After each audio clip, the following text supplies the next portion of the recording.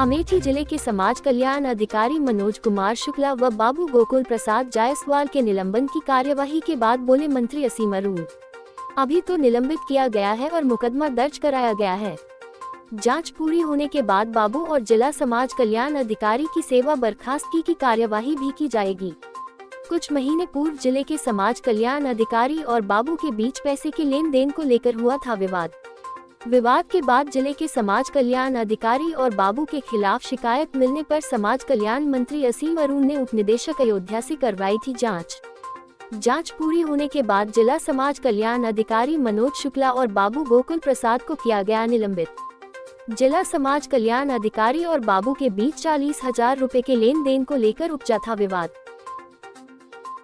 पैसा छीनने के लिए थी, लेकिन अब कोई इस प्रकार का अत्याचार नहीं होगा। आज भी अगर कहीं कोई पुलिस गलत काम करती है, आप मुझको बताइए, मैं आपके साथ खड़ा हूं, कोई भी गलत नहीं फंसेगा। किसी को भी गलत, और मैं तो आपके साथ में आपके भाई के रूप में, मंत्री के रूप में नहीं, आपके भाई के रूप में खड़ा ही हूं। लेकिन हमारे बाला समाज की एकता, और एकता से ही ताकत बनती है। जब एकता की ताकत हमारे साथ है तो हमें कोई परेशान नहीं करेगा और हमारा विकास का रास्ता बहुत तेजी से मित्रों खुलेगा।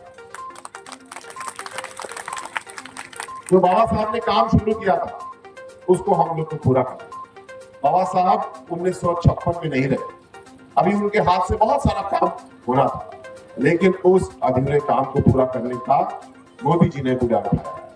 उन्होंने हमको इज्जत दी है, उन्होंने हमको ताकत दी है, और हमारे हाथ में मेहनत करने की क्षमता तो हमेशा से थी, लेकिन उसी से हम लोग को और आगे बढ़ना है। सीडीओ साहब सूरज पटेल साहब मुझे अभी दिखा रहे थे कि किस प्रकार प्रयास हुआ कि ज्यादा से ज्यादा परिवारों को हम लोग पीएम आवास, सीएम आवास कानूनी मिल पाए।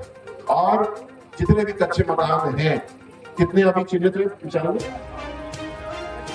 104 परिवार बचे थे, जिनमें से 95 परिवारों को इस साल प्रधानमंत्री आवास मिलेगा। ये हम सबका वादा है, हम इसको पूरा करेंगे। जो 9-10 लोग बचेंगे उनको भी मुख्यमंत्री आवास से कोशिश करेंगे, किसी का भी कच्चा आवास ना रहे। ये मोदी जी का संकल्प है, और हमारे दिलावलगढ़ में 100% इसको पूरा करेंगे। ये संकल्प, ये वादा मैं आपको करके जा रहा हूं। जो जमीन की समस्या है, मुझको आने से पहले थोड़ी सी जानकारी हुई, मैंने उसका अध्ययन भी किया, और आपको यहाँ भी वादा करता हूँ, योगी जी ने साफ साफ कहा हुआ है कि कोई भी गरीब जिस जमीन पे है उसको वहां से कोई सरकारी कर्मचारी हटाएगा नहीं। नरेंद्र मोदी जिंदाबाद, योगी मोदी जिंदाबाद, माननीय श्री असीम अरुण जी जिंदाबाद। या तो आपको जमीन के हम कागज बना करके देंगे, या आपको उससे अच्छी जमीन हम देंगे, आपका नुकसान नहीं होगा। आपको वहीं पे जो एक बात आई, शौचालय तो हमने लगभग हर परिवार तक पहुंचा दिए, लेकिन स्नान करने के लिए बहनों को समस्या आती है, तो एक सामुदायिक शौचालय देंगे, जिससे कि स्नान में भी समस्या न आए, हम लोग की व्यवस्था अच्छी हो। एक छोटी सी भेंट मैं आपको देना चाहता हूं। हमारे घर छोटे शादी ब्याह होता है तो समस्या आती है कि हम शादी ब्याह कहाँ करें, तो एक बारात घर हमारे घर में होना चाहिए, हमारे गांव में होना चाहिए। एक सामुदायिक केंद्र मैं उसको बोलूं, चाहे वहां बारात आए, चाहे वहां पे बहनों के लिए कोई प्रशिक्षण कार्यक्रम हो, चाहे वहां पे कौशल विकास का कार्यक्रम हो, अगली बार में कोई मीटिंग भी वहां पे हो। ऐसा है 80 लाख रुपए का सामुदायिक केंद्र आपके लिए तैयार होगा।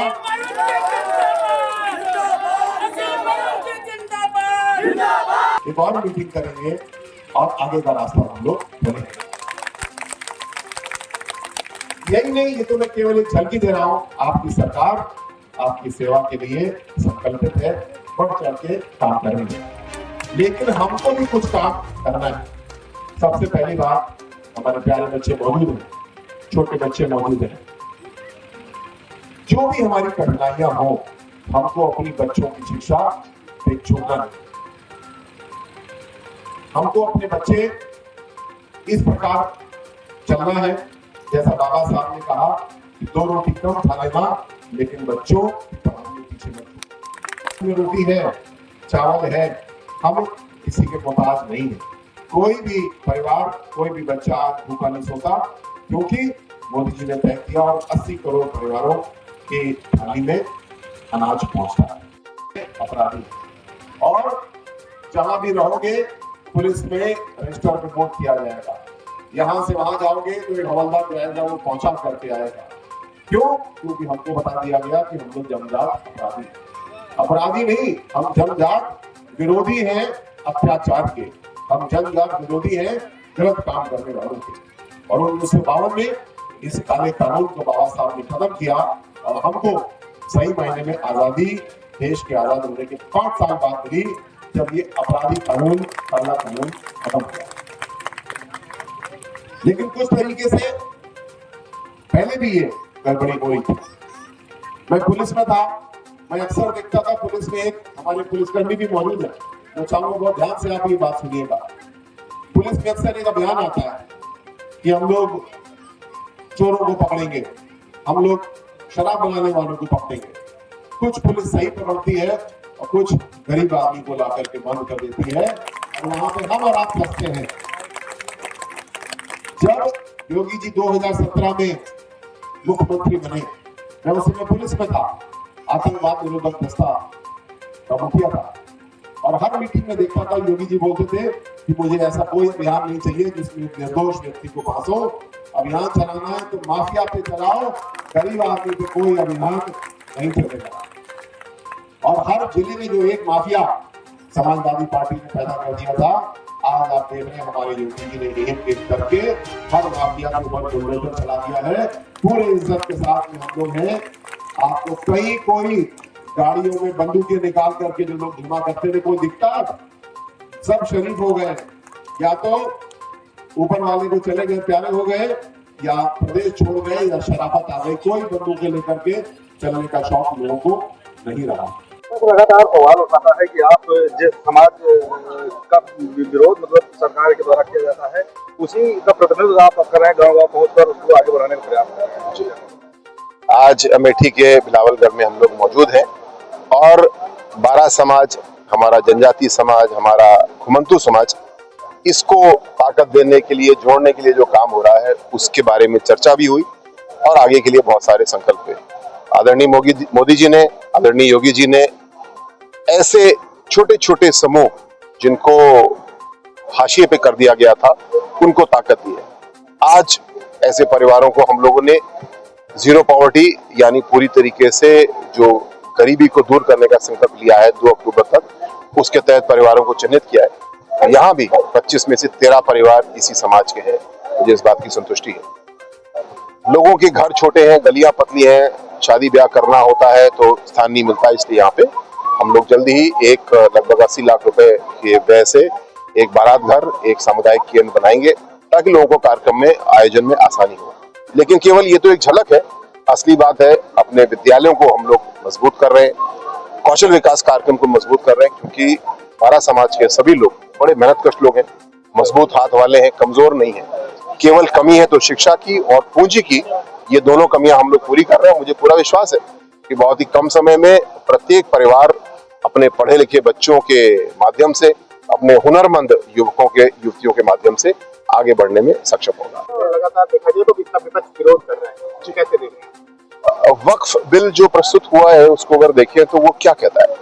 वो कहता है कि इसमें आधुनिक तकनीक का प्रयोग किया जाएगा, कंप्यूटर सॉफ्टवेयर बनाएंगे इसका, साथ में ये बोलता है कि इसमें पारदर्शिता आएगी, जो वक्फ का निर्णय है उसके लिए अपील करने का कोई सिस्टम नहीं था, अपील लाई जाएगी। इसमें से कौन सा बिंदु ऐसा है जिसका कोई विरोध करेगा? और अगर विरोध है भी तो उसकी चर्चा होनी चाहिए। और आज किरण रिजिजू जी ने इस बिल को प्रस्तुत किया है लोकसभा में, शीघ्र ही राज्यसभा में प्रस्तुत होगा। हंगामा करने से कुछ भी नहीं होने वाला, वो तो वोटिंग के बाद में तय हो जाएगा। लेकिन विपक्ष से मेरा अनुरोध है, खूब तार्किक अपनी बातें रखें, सरकार को भी जवाब देने का मौका मिले और उसके बाद में उसके ऊपर वोटिंग होगी और निर्णय होगा। आपके अमेठी बड़ी कार्रवाई देखने को मिली है और अमेठी में भी भ्रष्टाचार का घुन धीरे धीरे अपने पैर पसार रहा है, तो आगे इसको लेकर के क्या कार्रवाइयां होंगी? जिस प्रकार योगी जी ने अपराध का सफाया किया, अब जुटे हैं भ्रष्टाचार का सफाया करने के लिए।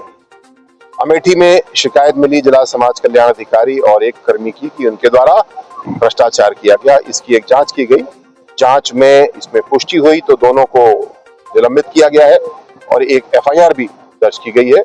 मैं आपको आश्वस्त करना चाहता हूं, कोई भी व्यक्ति किसी भी पद पे क्यों ना हो, चाहे वह छोटे से छोटा पद हो, चाहे वह ऊंचे से ऊंचा पद हो, भ्रष्टाचार के प्रति योगी जी की जीरो टॉलरेंस की नीति है।